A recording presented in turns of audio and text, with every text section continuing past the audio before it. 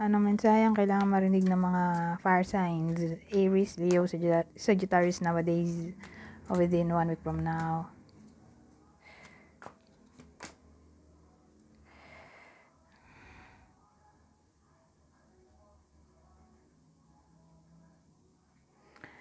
Ito mo like nangyayari na to.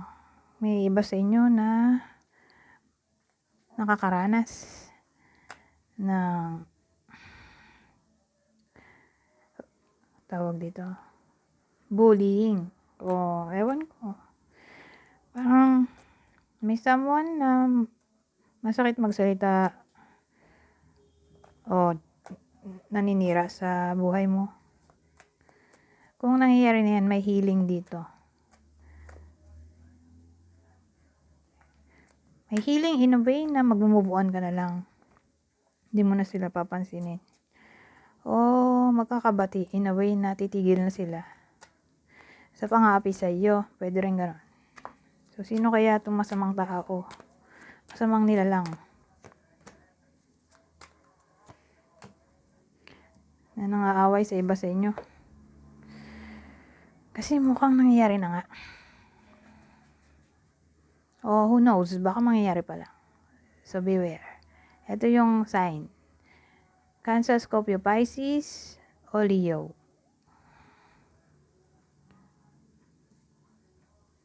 Leo? Kapwa nyo Leo? O baka Leo lang yung tatamaan ng reading na to. Who knows? Pwede rin ganon.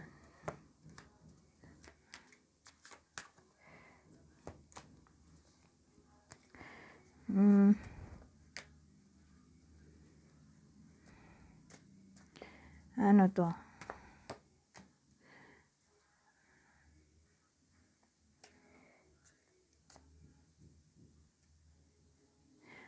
Well, may someone dito.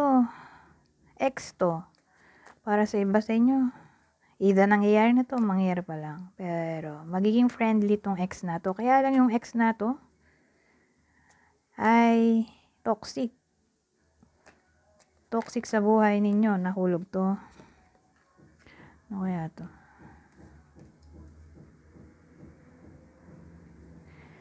Toxic sa buhay nyo at may bad history. So, sabihin natin may history siya ng pagiging abuser, controlling, o may commitment issues na magbabalik sa buhay ninyo o baka nga bumalik na. Kaya lang kung babalik to o nagbabalik na, toxic pa rin siya hanggang ngayon. More like ex-husband o ex-boyfriend yung tao dito. So babae lang yung tatamaan ng reading na to. So sino kaya itong possible na taong to na maaaring magbalik o nagbalik na? Aquarius, Leo,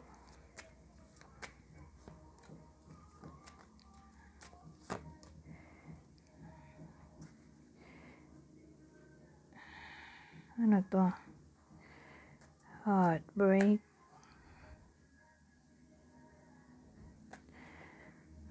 O pag-ingatan ng pera. Kasi for some reason, iiyak yung iba sa inyo o madedepress dahil sa pera. So baka mawalan ng pera, manakawan. O ma-terminate sa work. OMG. O mag-resign.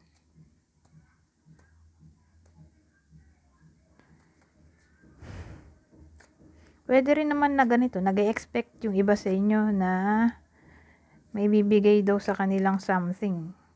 Tapos ang ending, broken promises ang nangyari, hindi natuloy.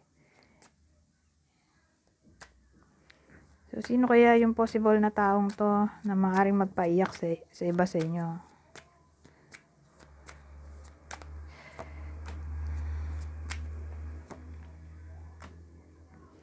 Aries, Virgo, o pwedeng Aries lang na sign ng tatamaan ng reading na to.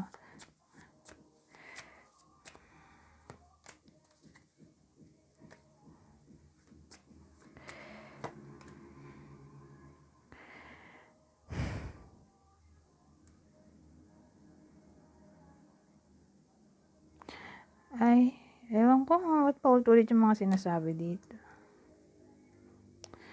Ito na naman yung lack of commitment, oh. Maghihiwalay dahil sa lack of commitment o foolishness. So, ito hindi pa nangyayari. So, sino kaya ang tatamaan ng reading na to? Bakit puro sad? Aries, Pisces. So, pwedeng Aries yung partner o Pisces. O pwedeng Aries lang ang tatamaan ng reading na to. Umulit kasi yung Aries eh. Ibahin nga natin. So, wait lang. Pipili ako ng ibang deck.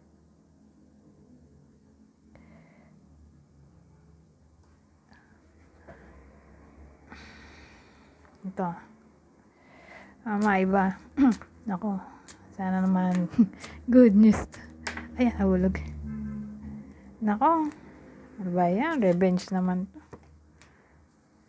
Feeling trapped. Ibahin ko kaya ulit yung deck.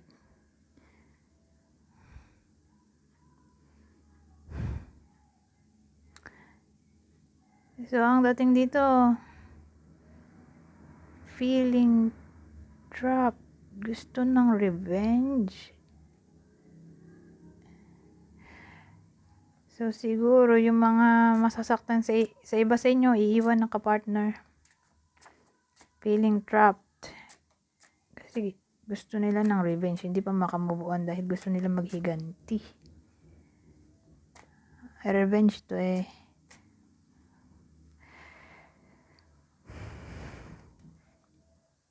Iba na nga lang.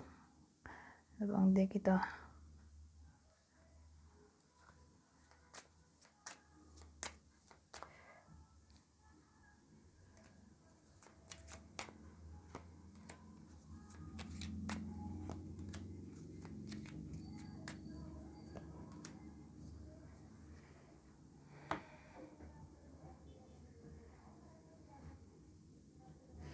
So, ito maganda. True friends.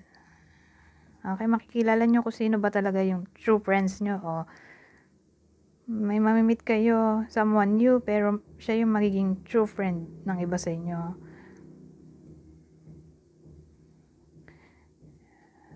Kasi may friends tayo dito.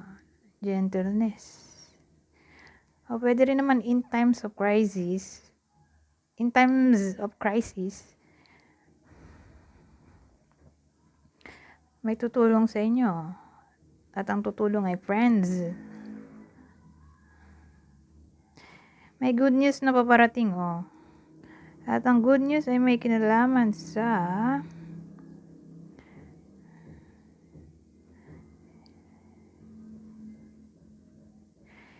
kasal. So, baka kayo yung ikasal dito.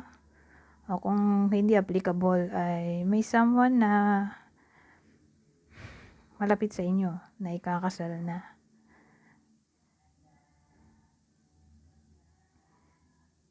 Pero kung kasalan na,